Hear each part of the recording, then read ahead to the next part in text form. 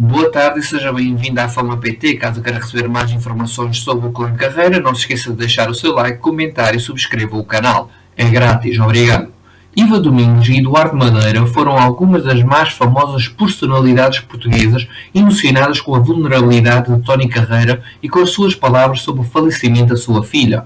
Manuel Luís Goxa entrevistou Tony Carreira esta segunda-feira e esta foi a primeira vez que o artista falou sobre a morte da sua filha e onde o músico acabou por emocionar os portugueses com as suas palavras.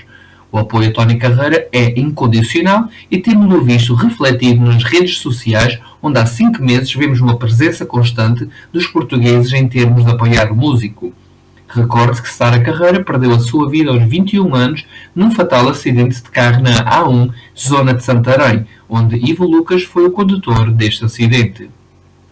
Uma das primeiras personalidades portuguesas que deu a conhecer os seus sentimentos foi Iva Domingos. A apresentadora, relativamente ao abraço emotivo com Manuel Luís Goxa, comentou o seguinte: "Este é o abraço de Portugal inteiro a ti, Tony Carreira. Obrigada, Manuel Luís Goxa, pela dignidade, pela verdade, pelo amor."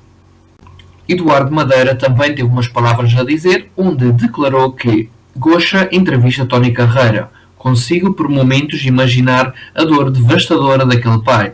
Entrevista conduzida com delicadeza e sensibilidade de mestre. Que momento único." Luísa Castelo Branco realizou uma citação das palavras de Tony Carreira sobre o tema da dor e como são insuportáveis as suas noites e dias. Assim sendo, a escritora deu a conhecer o seguinte: "A dor estava lá, e ninguém a pode imaginar a não ser que tenha passado pela maior dor possível.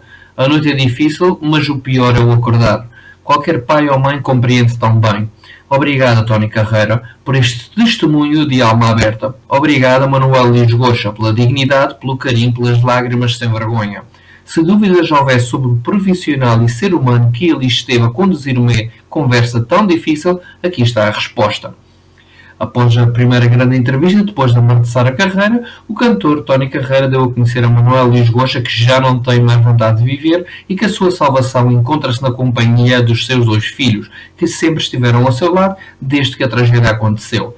Deste modo, Tony Carreira revelou o seguinte: "A vida já não tem sentido para mim, estou a tentar encontrá-lo nos meus 2 filhos. Eu já não conto, deixei de pensar em mim." Deste modo, chegamos ao final do vídeo. Não se esqueça de deixar o seu like, comentar e subscreva o canal. É grátis, obrigado e a continuação de uma muito boa tarde.